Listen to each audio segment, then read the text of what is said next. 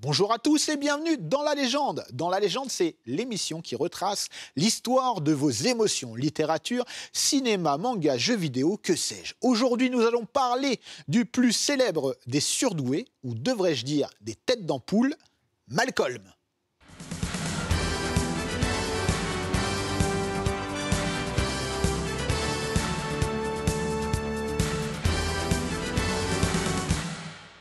Et pour parler de cette série mythique qu'est Malcolm, j'ai des invités fantastiques. D'abord, Aurélia, avec nous, cofondatrice du site Seriously, que je recommande. Bienvenue. Tu es une habituée, hein, tu es chez toi ici. Exactement. Toujours un plaisir de te recevoir. Séries. Merci beaucoup, en tout cas, de nous recevoir. Ça fait plaisir. Donald, avec nous, Donald Renew, comédien de doublage. Je ne vais pas citer tes innombrables rôles, parce que tu as une pléthore de rôles et toujours avec un grand succès. Je suis content de t'avoir avec nous également. Grave. Et puis, je précise, hein, pour ceux qui ont besoin de le savoir, tu es également la voix de Reese dans Malcolm. C'était il y a un petit moment, mais ça me suivra toute ma vie et avec grand bonheur. Ça fait plaisir. Anthony, avec nous. Bonjour. Bienvenue. Tu es donc journaliste sur le site Malcolm France. Tout à fait. Site de référence que je recommande à tous les fans de Malcolm, très honnêtement. Très bon site. Mais merci de nous recevoir à travers moi. Eh bien, bienvenue. Bienvenue à vous. Et pour commencer, j'ai envie de dire, on va commencer par le début, par la genèse de Malcolm.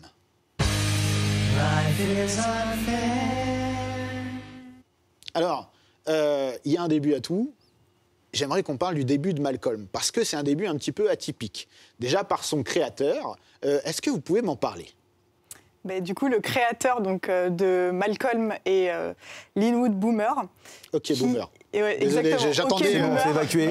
Voilà. Je me suis demandé si on allait la faire, et tu vois, vraiment au bout de 20 J'espère que ce ne serait secondes... pas moi qui l'a fait. C'était juste pour mettre ça de côté. Et en fait, pour la petite anecdote, déjà, c'était un acteur sur une série que beaucoup de monde a déjà vu au moins une fois dans sa vie, au moins un épisode, puisque c'est La Petite Maison dans la Prairie. C'est Adam ? Oui. C'est le mari de... Comment ça s'appelle de... Je sais pas.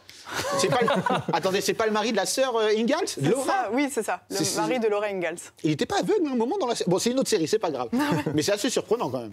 Mais c'est ça, c'est déjà en fait l'histoire est assez drôle. Enfin, Malcolm est un nid à anecdotes et déjà juste la création en est une, parce que voilà, on a quand même un acteur d'une série qui n'était pas forcément très prise au sérieux, mais voilà, enfin, ça reste quelque chose de très culte.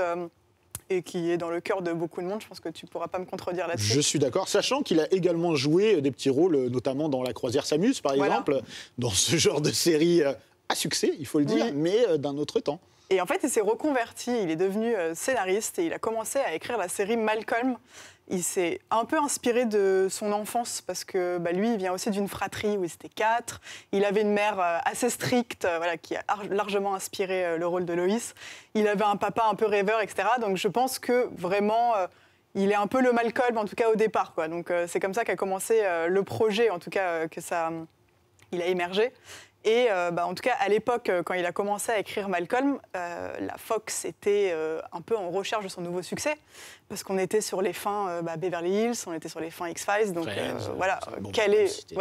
mais quel va être le nouveau succès de la Fox ? Et il pariait pas forcément sur une comédie, parce que c'était un peu le truc descendant, on pariait pas là-dessus, surtout le côté très sitcom, avec les rires enregistrés, etc., ça plaisait pas plus que ça. Et en fait, le nouveau boss de la Fox, qui s'appelait Doug Herzog à l'époque, a lu le pilote quand il prenait l'avion, il me semble, sans mauvais jeu de mots du coup, mais voilà.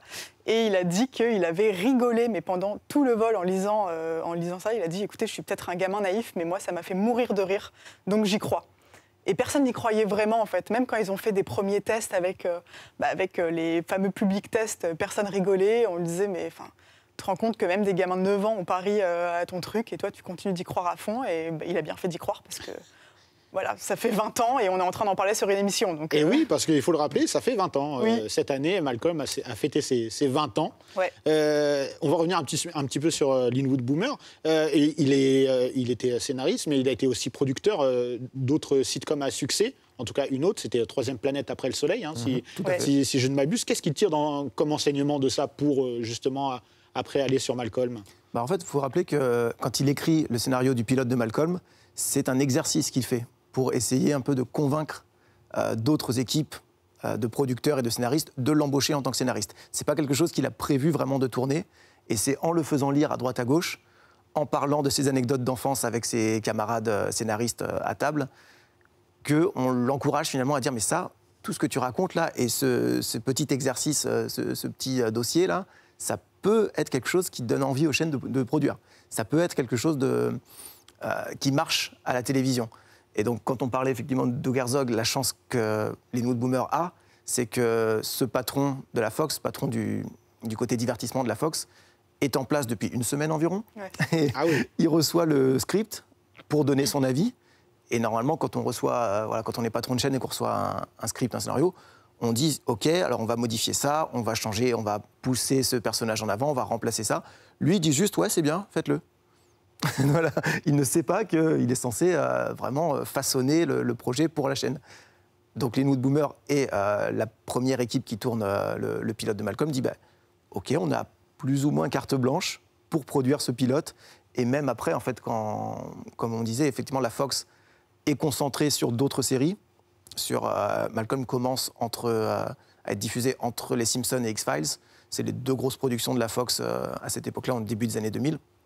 Et du coup, on leur fiche un peu la paix sur la production des premiers épisodes de la saison 1. Et les exécutifs de la Fox commencent à venir voir, tiens, qu'est-ce qui se passe sur le tournage, alors qu'ils ont déjà une poignée d'épisodes en boîte sur lesquels on ne peut plus rien retoucher. Voilà. Donc, c'est assez fou, en fait, de voir une telle liberté, honnêtement, surtout à cette époque-là. Et comme vous l'avez précisé, c'est une époque où c'était la fin des sitcoms comme on les connaissait. On va en parler un petit peu après, savoir comment Malcolm a su revisiter et se réinventer, hein, tout simplement, réinventer un genre. Toi, Donald, est-ce que quand tu arrives sur Malcolm, tu connais l'histoire de comment ça se crée, etc., ou pas du tout? J'apprends tout maintenant. non, mais moi, je suis en mode touriste. C'est vrai que moi, je suis vraiment sur la partie doublage.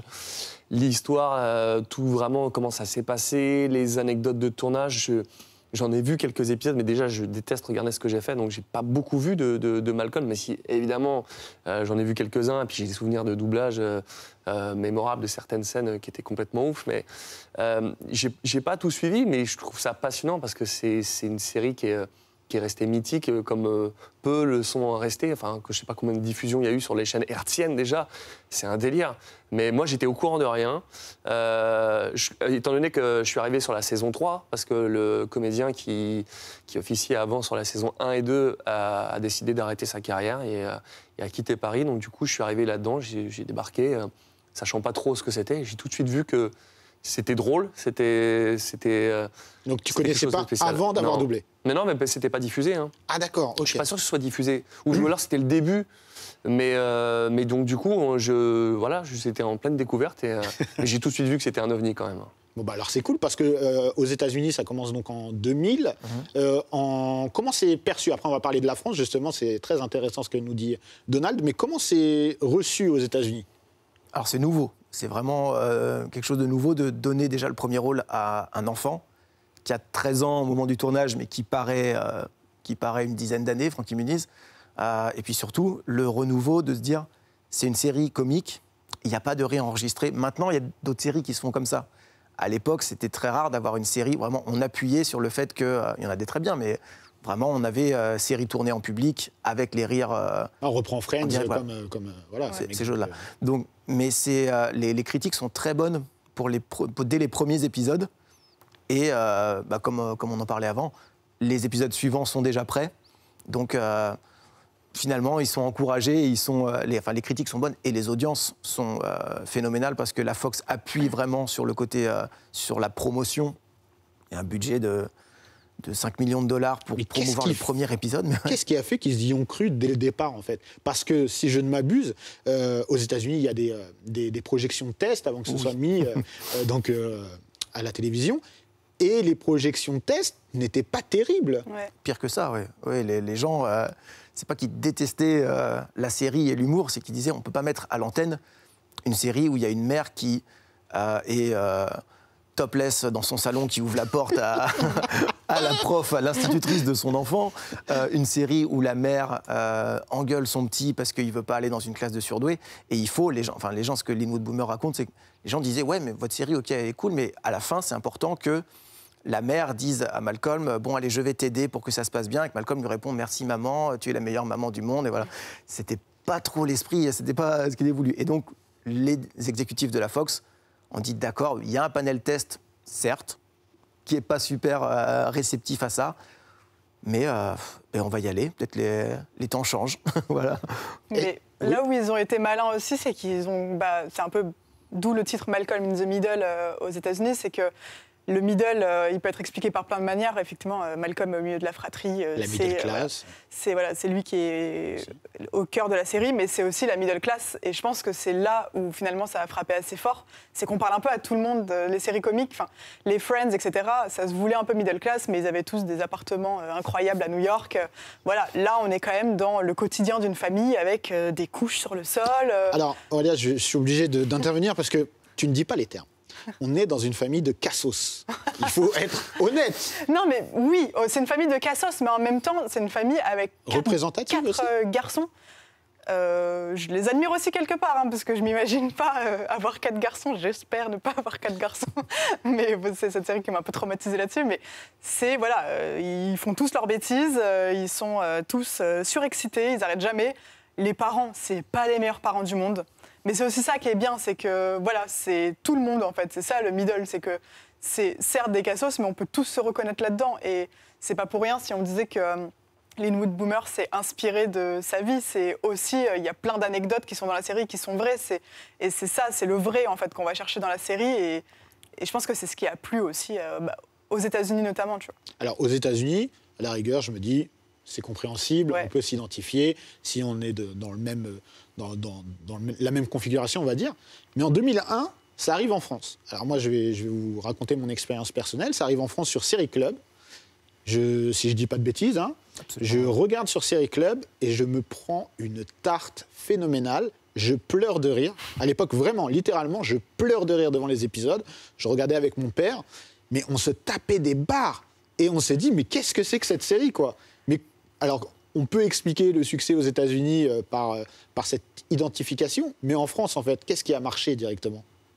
Alors, déjà, je ne veux pas dire de bêtises, je ne suis pas sûr, mais de mon point de vue, ce qui s'est passé lorsque c'est passé de Série Club à M6, la première diffusion, si j'ose dire, ça a floppé. Ouais. Sur Série Club, tu veux dire ou... Sur M6. Ok, sur M6. Voilà, à partir de décembre 2001, parce que ça passe à 20h05 en Access Prime Time, sur une case qui était auparavant, depuis des années, utilisée par Une nounou d'enfer, Notre belle famille, des séries, des sitcoms qui me faisaient marrer, parce que j'avais 7 ans, mais des sitcoms vraiment studio et rire enregistré. Et là, on passe à une série dont on ne comprend pas forcément, quand on voit les bandes annonces, que c'est une série comique, et puis c'est pas forcément ce que le public attend. Le public d'M6 attend à 20h. Donc, Malcolm est décalé même en cours de diffusion en fin d'après-midi. Et on passe comme ça la première diffusion saison 1 et 2, une seule diffusion sur M6 finalement, et ça disparaît pendant, ce qui explique que Donald ne l'ait pas vu. Voilà. Ouais. Ça disparaît on attend plus d'1 an la saison 3, et quand ça revient à un horaire plus abordable, Malcolm c'était la série du midi pendant quelques années, milieu des années 2000, là ça cartonne beaucoup plus. Et là, ce qui se passe finalement en France, c'est que, je pense, on accroche aussi, c'est une période post-11 septembre où, c'est vrai que ça fait vieux, mais ouais, on a envie un petit peu de décrocher, besoin de rire, effectivement, de retrouver des sujets un peu plus légers, même si Malcolm part après va explorer des sujets de société. Et puis, effectivement, comme tu dis, on prend quelque chose de nouveau, et pareil, pleine face. Moi, j'ai découvert ça en quelques épisodes. Je dis, ouais, c'est pas mal, c'est vraiment bien. Et ça se termine pas forcément bien, il n'y a pas forcément toujours de morale. Et du coup, on est surpris. Et on se dit, ah, ils ont osé. OK, OK, c'est génial. Et puis le doublage est très bien. L'adaptation, pas seulement le doublage, mais l'adaptation des dialogues. Tout à fait. Le doublage fait qu'en France, ça passe très bien. Et encore aujourd'hui, des gens qui regardent d'autres séries en VO sont attachés à la VF de Malcolm. Alors Malcolm, moi je peux pas. On va parler de la VF tout à l'heure plus longuement, mais moi Malcolm, par exemple, j'ai toujours regardé en VF. J'ai eu beaucoup de mal quand j'ai dû le regarder en VO, et je reste attaché à la VF et je resterai à la VF. Et justement, est-ce que Donald, tu penses, encore une fois, on va revenir sur le sujet du doublage un petit peu plus tard, mais est-ce que cette adaptation au niveau de l'humour, etc., est-ce que tu penses que c'est ce qui a fait aussi le succès de Malcolm en France ? Parce que toi, tu as vu les choses de l'intérieur. Est-ce que tu te tapais des barres quand tu doublais C'était d'ailleurs assez drôle parce qu'au début, je faisais on faisait des groupes, donc les enfants avec les enfants, les parents avec les parents, et plus ça allait, plus je demandais à être avec les parents parce que je sentais que les rôles de rien que la maman de Loïs, c'était incroyable et je voulais être là pour me taper des barres en voyant ces scènes et c'était cool. Mais ouais, je pense que l'adaptation, ça a beaucoup joué et c'est très difficile d'aller choper tous les petites subtilités qu'on peut avoir dans les doublages. Tu vois, sur l'équipe de Friends, l'adaptation n'était pas ouf, mais par contre, les comédiens étaient géniaux. Donc, du coup, on a réussi à avoir un truc qui reste mémorable. Par contre, tu vois aussi, et là, par contre, on a le pack complet, mais tu regardes sur South Park, les comédiens et l'adaptation, et William Corrin, voilà, on va le citer, qui viendra nous voir bientôt. Bah voilà, tu vois, je fais ton teasing.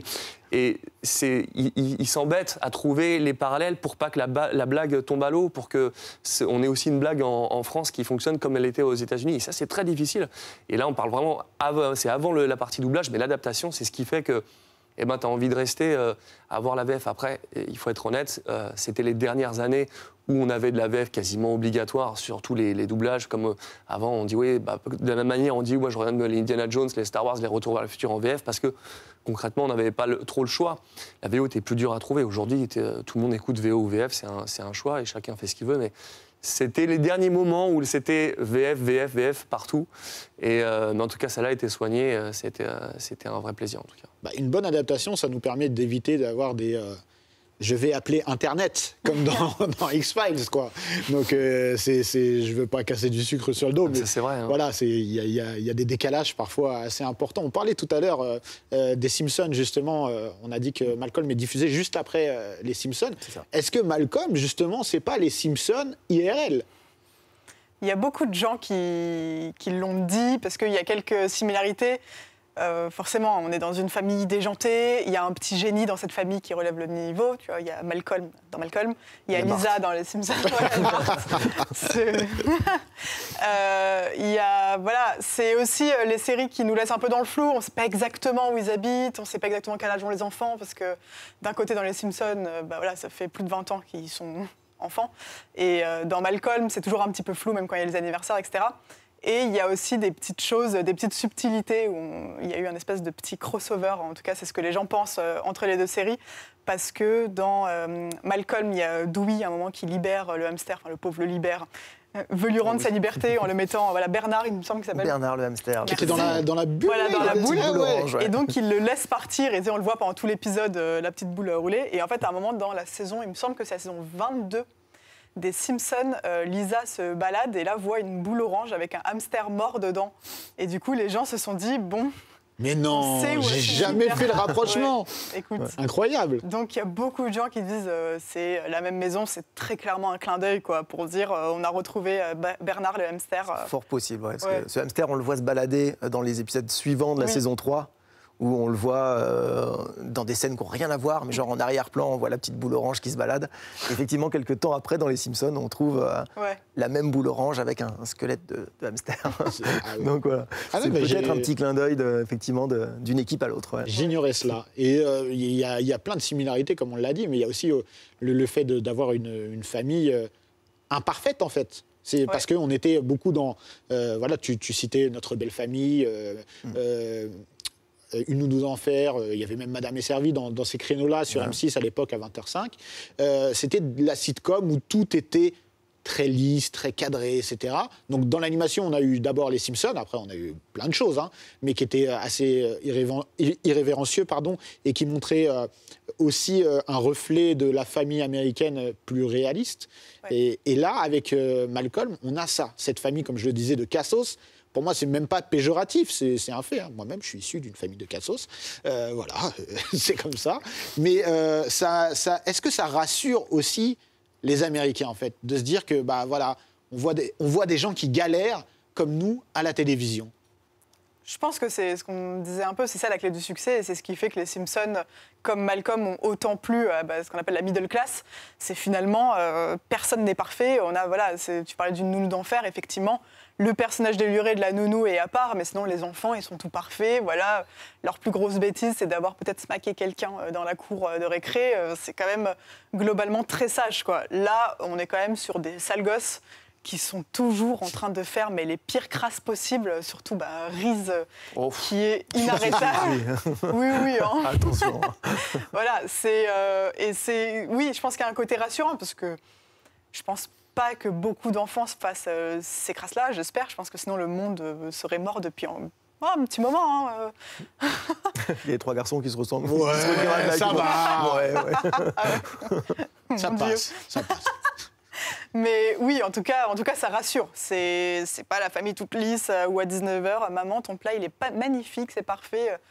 Là, c'est n'importe quoi. Il y a même eu des polémiques à la fin de la saison 1, apparemment sur une fin que les créateurs de la série voulaient faire, Oula, oui. mais qui a été censurée pour le coup.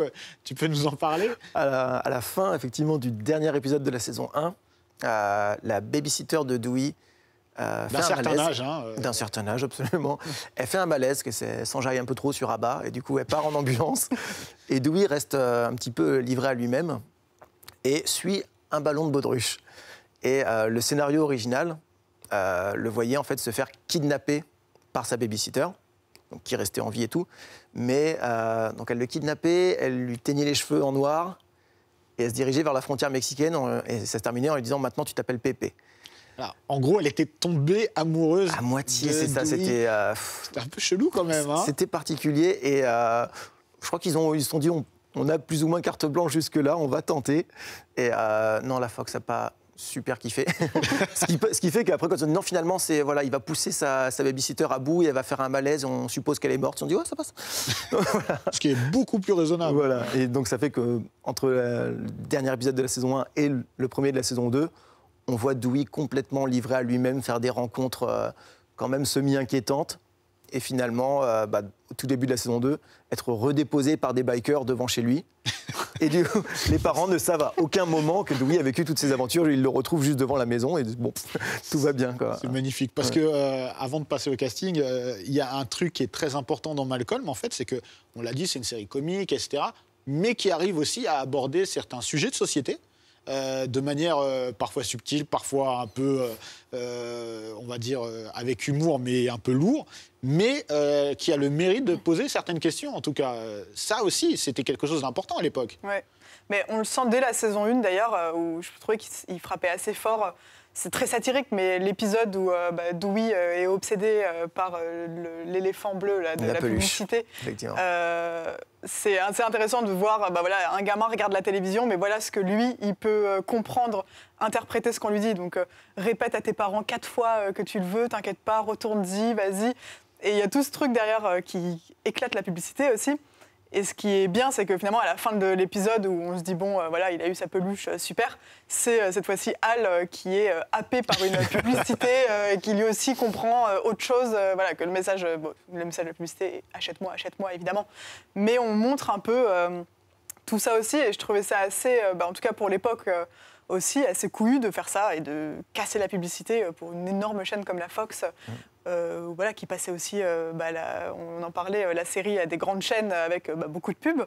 C'était bien. Moi, je trouvais ça bien, en tout cas, d'oser faire ça et de se lancer. Et surtout, on le rappelle, on est en 2000. Voilà. Donc, ce n'est pas forcément des choses qu'on fait à l'époque. 2000, il y a même parfois des thématiques ou des sujets qui sont abordés en filigrane, l'homosexualité.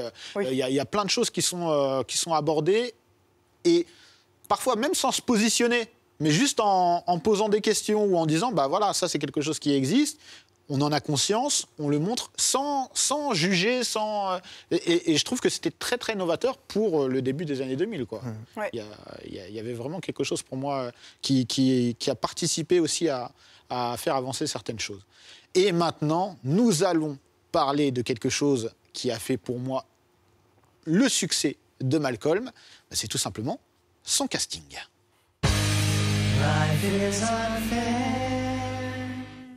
Alors, le casting de Malcolm, aujourd'hui, quand on le voit, on se dit, mais c'était le casting parfait. Mais en vrai, à l'époque, on ne les connaît pas.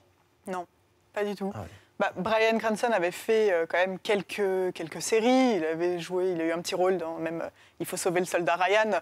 Voilà, il démarrait pas, mais par contre, effectivement, c'était un énorme coup de poker de le prendre pour ce rôle, même comique, même s'il avait fait des séries comme Seinfeld, etc. Mais pour moi, c'est la série qui l'a complètement révélé. Non, mais Ensuite, il a fait Breaking Bad, où il est C'est la vérité. extraordinaire. Mais C'est la série qui révèle cet acteur. il est incroyable. Et sachant qu'à la base, c'était même pas, enfin, il n'était pas pressenti pour ce rôle à la base.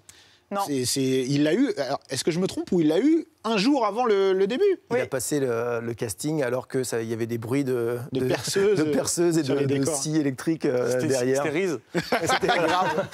Ouais, effectivement, le casting était prêt et il manquait que lui. Et un certain nombre d'acteurs se sont présentés quand même pour le casting du pilote à la base. Mais et en fait, Linwood Boomer le raconte que voilà, il est littéralement tombé de sa chaise, pas pour la figure, mais il est réellement, physiquement tombé de sa chaise en voyant juste Bryan Cranston réagir sans texte, et juste réagir à une dispute entre la mère et le fils qu'il imaginait. Et juste la façon dont il jouait, ça a fait mourir de rire Linwood Boomer. Et il a été engagé la veille du début du tournage.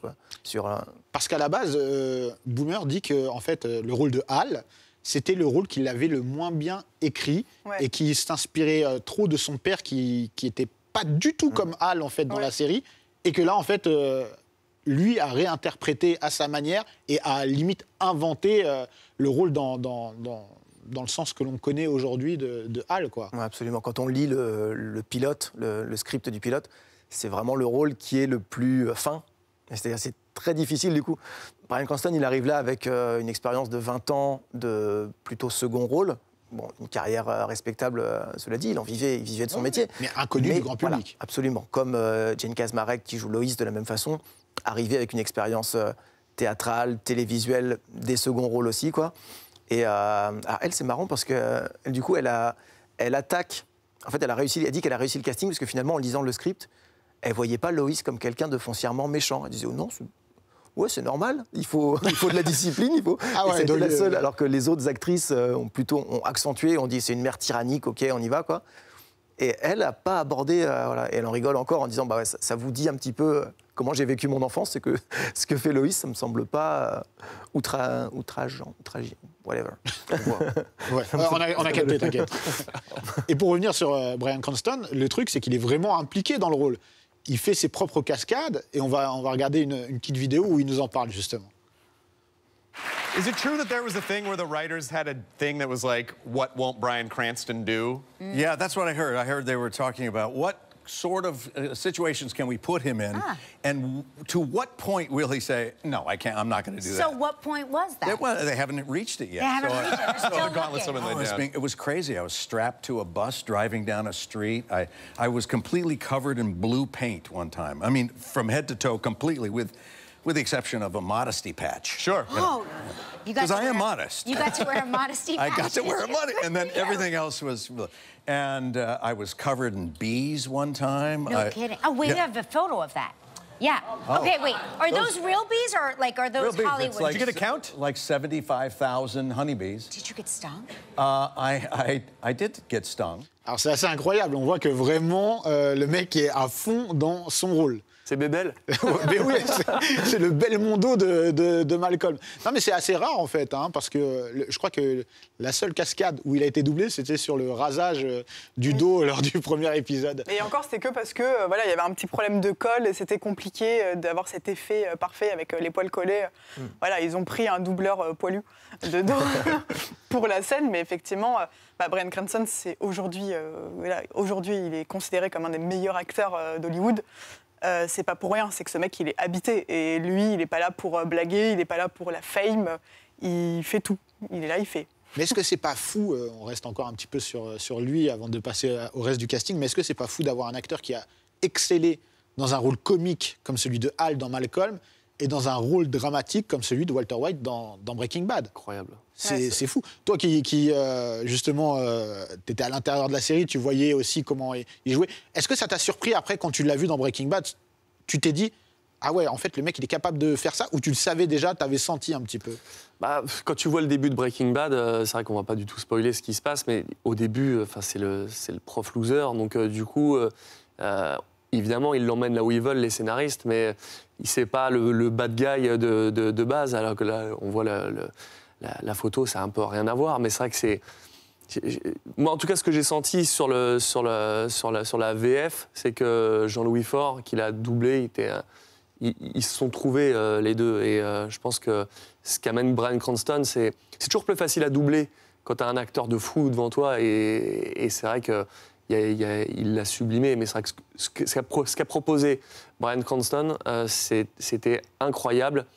Mais je pense que, ouais, aux États-Unis, c'est des monstres. Ils sont capables de passer de la comédie au drame.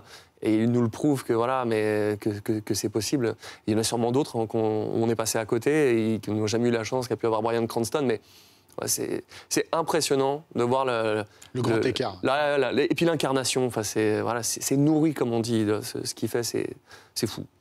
On est d'accord que sans Malcolm, sa carrière n'aurait pas décollé, en tout cas. Ouais. Effectivement. Après, il ne doit pas son rôle dans Breaking Bad uniquement à Malcolm, mais aussi à l'épisode d'X-Files dans lequel il a joué des années auparavant et qui avait été écrit par Vince Gilligan, le producteur exécutif de Breaking Bad, qui ensuite l'a imposé. Même Malcolm aurait pu lui être préjudiciable parce que les producteurs de Breaking Bad ont dit « Tu veux mettre le père de Malcolm dans un rôle aussi dramatique et aussi... » C'est ce que tout le monde s'est dit à la base quand Breaking Bad est arrivé.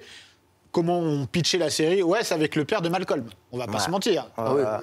Mais de toute façon, partout, pour la plupart des gens, c'est le père de Malcolm. Voilà. Moi, ça durait un épisode. À la fin du premier épisode, j'avais quasiment oublié le père de Malcolm. Oui, malgré le slip kangourou, tu vois. Malgré, c'est vrai que ça commence avec... Oui, mais je veux dire, au départ, tu vois, quand la série est venue, c'était un petit peu le point d'entrée, c'était ça. Et Vince Gilligan a dit, regardez l'épisode de X-Files dans lequel il a joué avant Malcolm. Et on retrouve, j'invite vraiment tout le monde à visionner, les fans de Malcolm et ou Breaking Bad, à visionner cet épisode vraiment de X-Files dans lequel il joue un conducteur un petit peu dingue, mais parce qu'il a une urgence vitale sur le siège arrière, vous verrez. Voilà, et du coup, ça a convaincu aussi les producteurs de dire « Ok, on peut tenter avec ce mec-là qui est capable de jouer un rôle torturé. » J'ignorais totalement. Moi, je l'avais vu dans un téléfilm de Noël complètement éclaté. Oui, c'est vrai que régulièrement, on le voit. C'est mon expérience perso. Et maintenant, on va passer aux enfants, parce que c'est les personnages aussi principaux. Pour moi, il y a deux personnages, en fait, vraiment mes deux préférés. C'est Al et Dewey. Mais en même temps, quand je dis ça, je pense à Aloïse et je pense à Reese. Donc en vrai, j'ai pas de personnage préféré parce qu'ils sont tous attachants et à part peut-être, je mets un petit peu en dessous Francis, même s'il me fait beaucoup rire, mais le fait qu'on l'ait mis ailleurs pour des raisons logistiques, voilà, ça me perturbe un peu. Et comment sont trouvés justement ces enfants en fait? Parce que c'est vraiment des enfants, hein. Alors, il y a un casting assez immense, évidemment, pour le rôle de Malcolm, qui a été le premier à être trouvé. Frankie Muniz, il était sur la scène new-yorkaise plutôt, donc il fait le déplacement avec sa mère à Los Angeles pour le casting. Et il y a un coup de cœur de Linwood Boomer et du reste de la petite équipe casting sur Frankie Muniz, au point que les épisodes de la saison 1 sont remaniés, parce que dans le script, Malcolm a 10 ans. Et Frankie est un petit peu plus âgé pour le rôle. Frankie, il dit qu'il lit le script, enfin, il le survole vaguement, et finalement, au casting, il l'interprète pas tellement, juste il est naturel, et il dit un texte tel que lui le dirait. Il croit avoir raté le casting, lui. Il croit absolument avoir complètement foiré. Il se dit jamais de la vie, on me rappellera. Et puis la bonne nouvelle arrive, voilà. Et ses frères sont castés par la suite. Donc, pareil, Justin Berfield, qui joue Reese, avait une expérience dans une autre série qui n'est pas sorti en France, mais voilà, il avait déjà tourné plus d'une centaine d'épisodes dans une autre série. Il enchaîne avec Malcolm, donc il n'y a pas beaucoup à... Sachant qu'il est plus jeune que Malcolm dans la réalité. Et ils ont 2 mois d'écart, voilà, effectivement. Mais du coup, ouais, il joue le grand frère. C'est marrant d'ailleurs aussi dans le premier épisode, dans le pilote, chez les enfants qui font les seconds rôles, il y en a qui avaient passé le casting pour jouer Malcolm ou Reese, et qui n'ont pas été retenus, mais qui ont un second rôle du coup dans cet épisode-là. Après, les jeunes, c'est pareil, ils avaient, du fait de leur jeune âge, ils n'avaient pas forcément un rôle marquant au cinéma qui aurait pu faire que, tiens, on va prendre lui parce qu'on l'a déjà vu ailleurs. C'est un casting relativement inconnu, effectivement. D'accord. Et Dewey, vous avez des infos sur son casting? Parce que c'est peut-être le personnage le plus énigmatique, j'ai envie de dire, de tous. Dewey, pareil. Eric Per Sullivan ne vit pas en Californie. Il n'est pas tellement sur la scène hollywoodienne. Il vient de Boston, de la région. Et effectivement, il passe... et pareil, il y a un petit coup de cœur sur le naturel qu'il a pour ce rôle un petit peu étrange, voilà, d'enfant un peu renfermé au tout début. Le personnage de Dewey il se développe énormément au fil des saisons. Mais, il passe le casting comme ça, pareil, au milieu d'un nombre conséquent d'enfants, peut-être certains un petit peu plus expérimentés, mais du coup, lui, avec le naturel, il a quelques petites... il avait déjà tourné un peu au cinéma, voilà, un tout petit rôle dans Armageddon, enfin une figuration dans Armageddon, et puis un film qui s'appelle L'œuvre de Dieu, la part du diable, qui est un drame terrible, et il tient son rôle d'enfant, mais c'est pas du tout dans le même domaine que Dewey. Et puis, le casting des enfants et des parents est en cours. Et il n'y a pas que... l'idée, c'est pas seulement de réussir à incarner un rôle, à interpréter quelque chose, c'est est-ce que c'est compatible avec ceux qui ont déjà été choisis ou ceux qui sont en ballottage pour être choisis. Lui, il passe. Voilà, c'est l'alchimie qui est importante aussi. Oui, tout à fait. Ouais. Et donc là, on voit... pour certains, étaient vraiment inconnus, d'autres étaient aguerris, mais dans des seconds rôles. Mais par contre, il y a un truc qui est frappant dans Malcolm, c'est le nombre de guests, en fait. Et c'est aussi révélateur des grosses sitcoms où là, il y a un nombre de guests hallucinants. On a Christopher Lloyd, on a Emma Stone, on a les actrices des Craquantes, par exemple. On a Rosanna ou Patricia Arquette Rosanna Arquette. Rosanna Arquette. Ouais. On a vraiment énormément de monde. Comment ils ont réussi à avoir ces guests? Est-ce que c'est les guests qui voulaient y aller? Ou comme on l'a vu dans Friends pendant un moment, les stars voulaient leur petit caméo, quoi. Alors c'est drôle parce que tu cites Emma Stone, mais elle n'est pas du tout arrivée en tant que guest, elle n'était pas très connue à l'époque. Elle avait c'est un second rôle dans un épisode, mais elle n'est pas... c'est pas quelqu'un, on n'a pas fait la promotion de l'épisode en disant « Regardez ce soir, parce qu'il y a la grande actrice Emma Stone ». Elle débutait relativement, donc ça a été un de ses premiers rôles à la télévision. C'est vrai. Et maintenant, il y a eu des révélateurs comme Hayden Panettiere aussi, et Dakota Fanning qui joue toute petite dans un épisode. Avant Man on Fire. Si oui. Elle était toute jeune, c'est clair. Ouais. Mais Malcolm déjà fait partie de ces séries privilégiées qui ont eu leur épisode après le Super Bowl. On en parlait dans The Office, c'est un événement quand tu arrives à avoir un épisode diffusé à l'époque du Super Bowl, déjà, c'est que t'es quand même une super série et déjà, t'as des super guests parce que tout le monde veut être... tout le monde est devant sa télévision, en tout cas aux États-Unis, ce soir-là. Donc, tu sais que c'est un énorme épisode. Donc, déjà, ça prouve le succès de Malcolm. Ça prouve qu'effectivement, il y a beaucoup de guests qui voulaient en être parce que ça les faisait marrer. Je pense que Christopher Lloyd, il était un peu plus même que guest finalement parce qu'il a un rôle assez récurrent, mais c'est typiquement le genre de choses qui le fait rire lui. Il aime bien, en fait, tu vois, voilà. Donc, effectivement, la série a pu avoir des grands noms, Suzanne Sarandon et tout, c'est quand même pas des gens qu'on voit dans des petites comédies, un épisode de 30 minutes, quoi. Bon, très cool. Maintenant, on va passer à une chose importante, ce sont les clés du succès de Malcolm.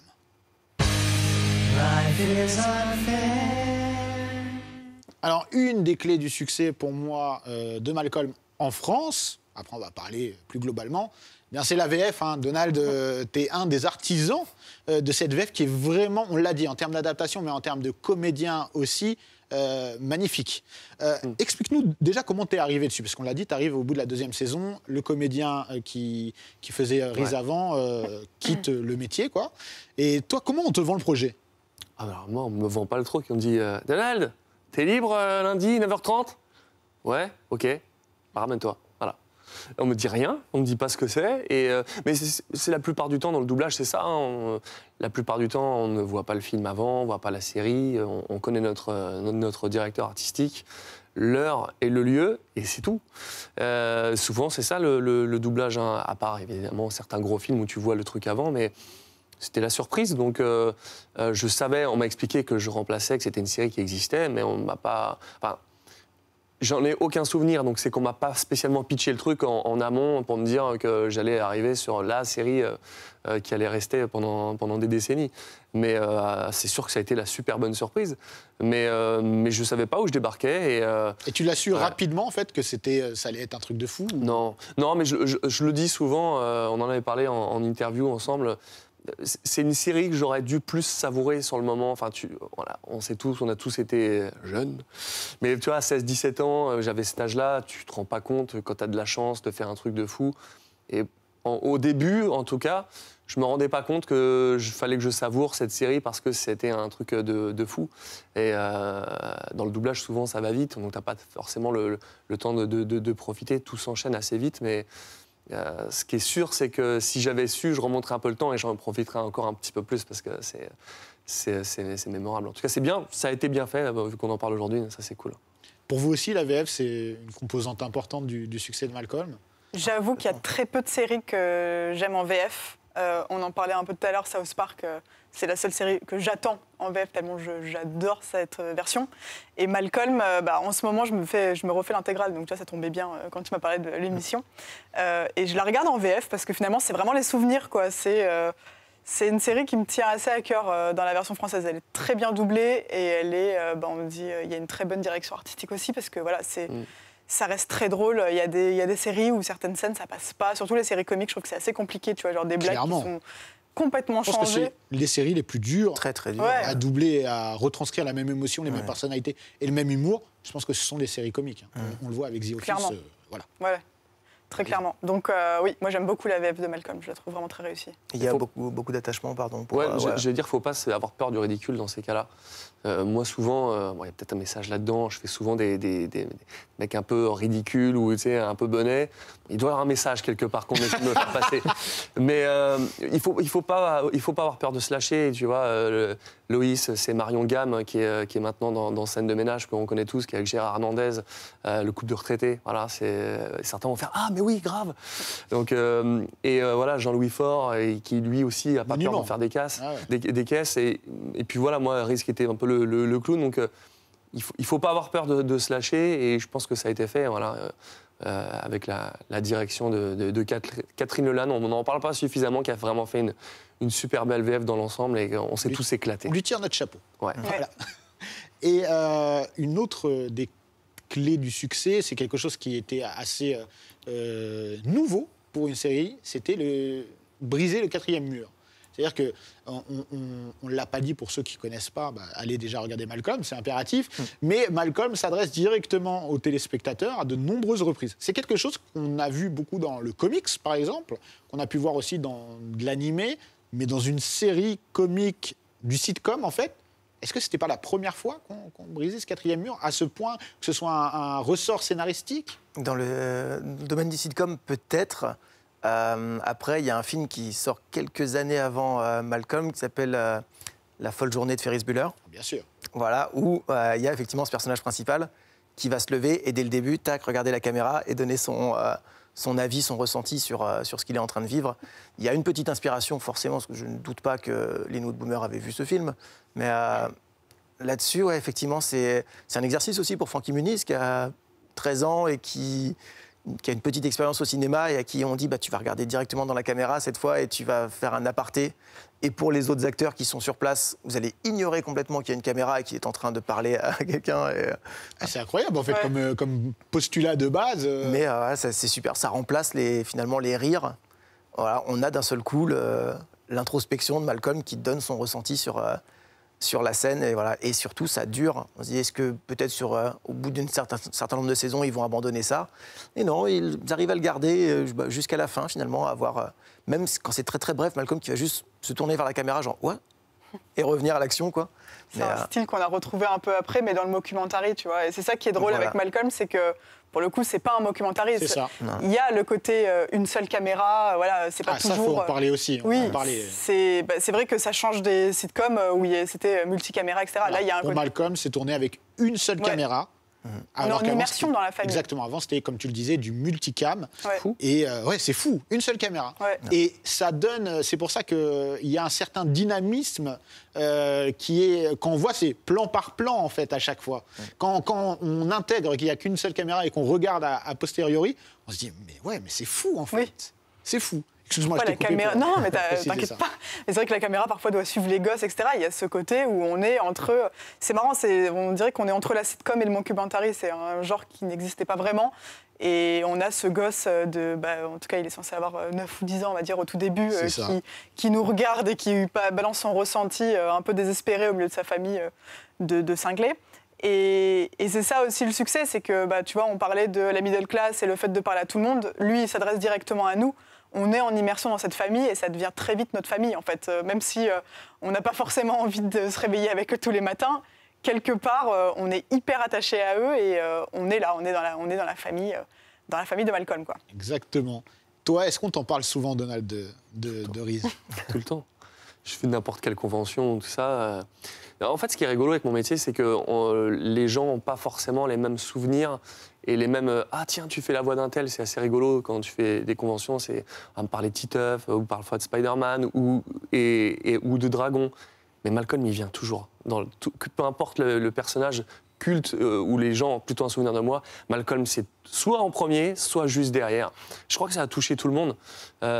Clairement, moi, ça m'a dépassé. Je ne suis pas pour grand-chose là-dedans. Enfin, c'était cool, mais c'est vrai que c'est... Moi, je ne suis pas d'accord, encore une fois. Ah ouais. Si j'ai mis la VF dans les clés du succès, c'est parce que, justement, quand une VF est réussie, quand les acteurs arrivent à transmettre l'énergie et la personnalité et réussissent à transmettre quelque chose, pour moi, ça veut dire que le comédien de doublage est responsable aussi du succès et de l'attachement qu'on peut avoir pour le personnage. Ouais.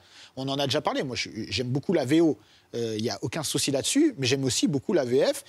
Quand une VF est bien faite et quand il y a de bons acteurs qui sont bien dirigés et qu'il y a une bonne adaptation, on a vraiment des choses très très fortes, comme c'est le cas pour Malcolm. Ouais. Tu as réussi à donner, tu vois, une personnalité à Reese, à la transmettre vraiment. Et quand je regarde en VO, il y a une différence. Il y a une différence.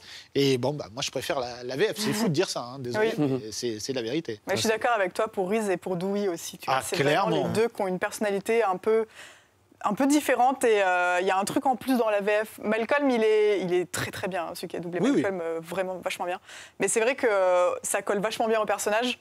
Alors que Dewey et Reese, j'ai l'impression qu'il y a un truc en plus dans le perso, quoi. Non, mais t'as raison. Mais c'est vrai que, là, du coup, tu parlais de Malcolm, donc c'était Brice Ournac qui le faisait.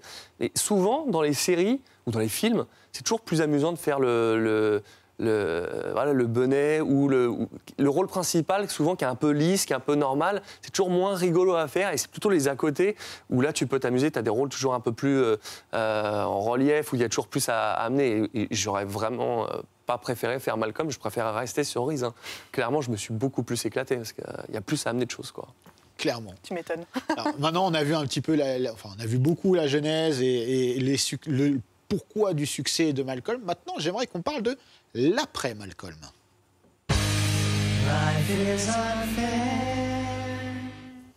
Donc voilà, l'après Malcolm, c'est important parce qu'il y a un héritage, Malcolm, dans les sitcoms. On l'a vu, Malcolm a cassé les codes, a inventé certaines choses, a développé et popularisé certaines autres. Pour vous, qu'est-ce qui est encore palpable aujourd'hui dans le monde de la série, Aurélia?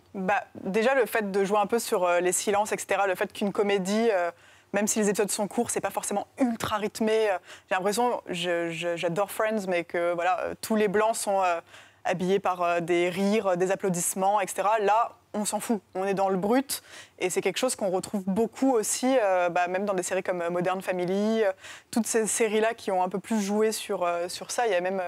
quelques années après, il y a eu Tout le monde déteste Chris, où c'était, pour le coup, assez différent. Mais on est quand même, on suit un enfant qui est aussi personnage principal, avec sa famille.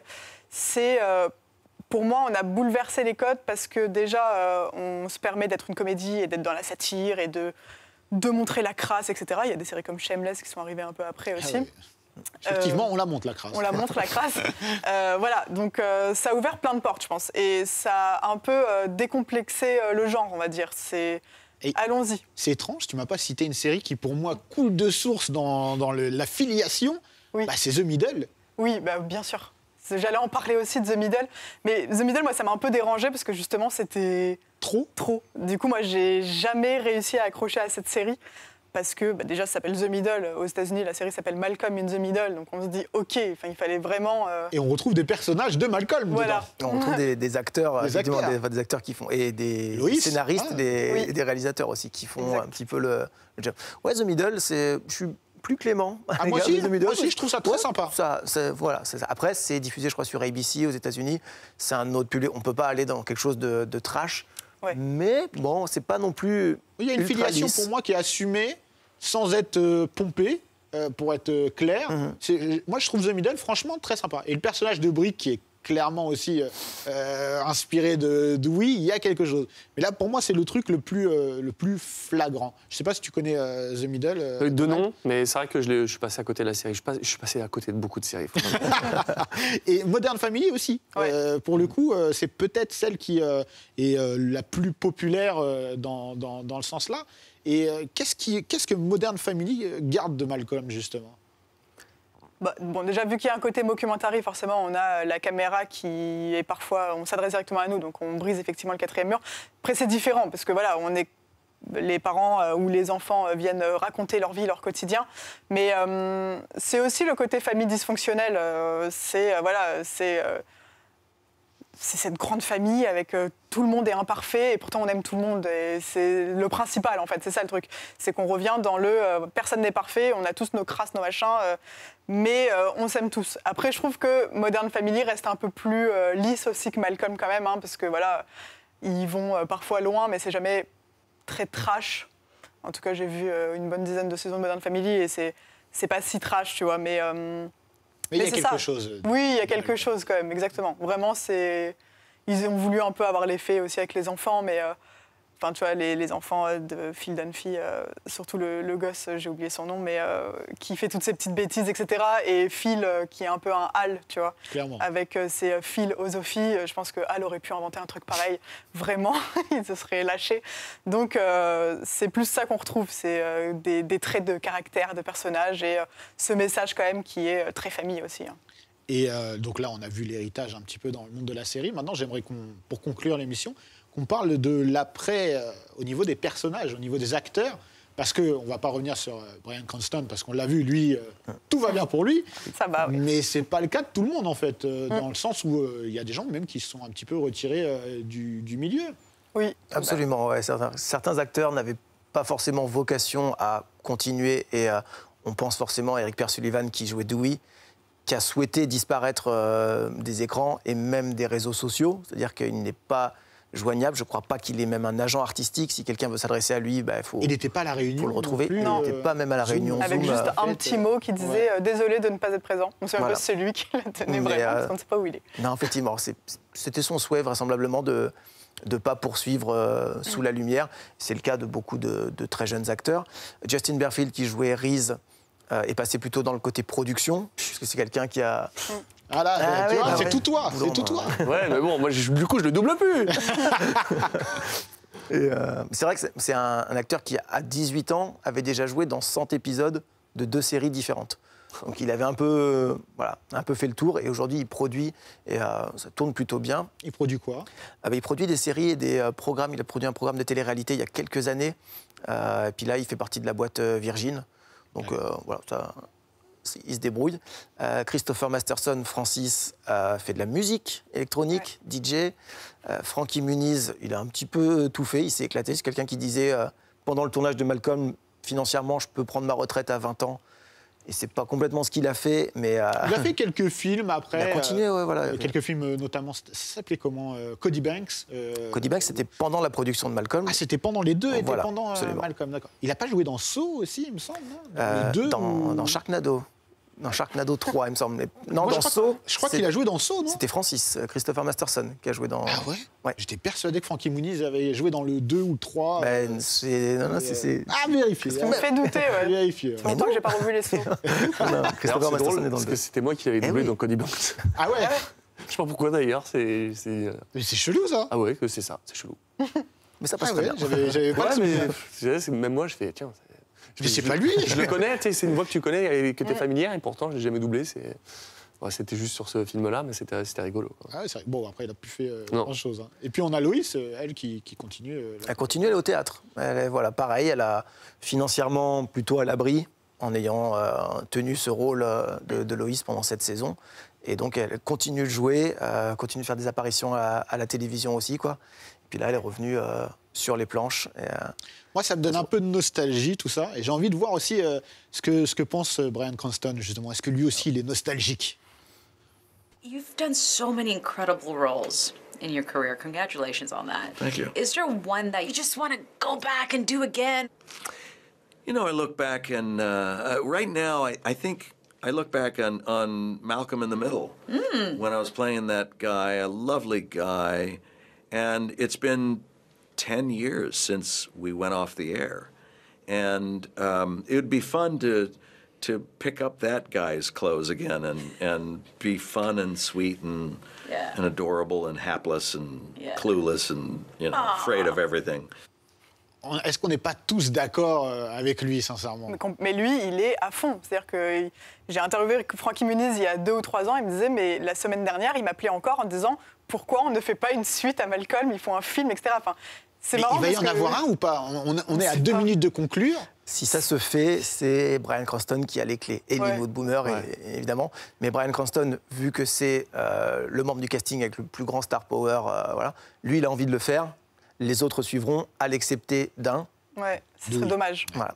Mais bon, je doute qu'ils reviennent effectivement pour ça. Mais en tout cas, Bryan Cranston, qui est quand même celui qu'on imaginait peut-être le moins, tu vois, avec l'énorme fame Hollywood, ses grands rôles, le cinéma, C'est ça, il aurait pu mettre de côté. Oui, il pourrait gentiment dire à chaque fois j'ai bien aimé cette expérience, mais non merci. Mais c'est lui qui va même harceler Frankie Muniz en disant qu'est-ce qu'on attend, les gars? Donc, affaire à suivre, mais ça serait chouette. Et toi, Donald, s'il y a un film, t'es prêt à reprendre du service Est-ce que la question se pose vraiment?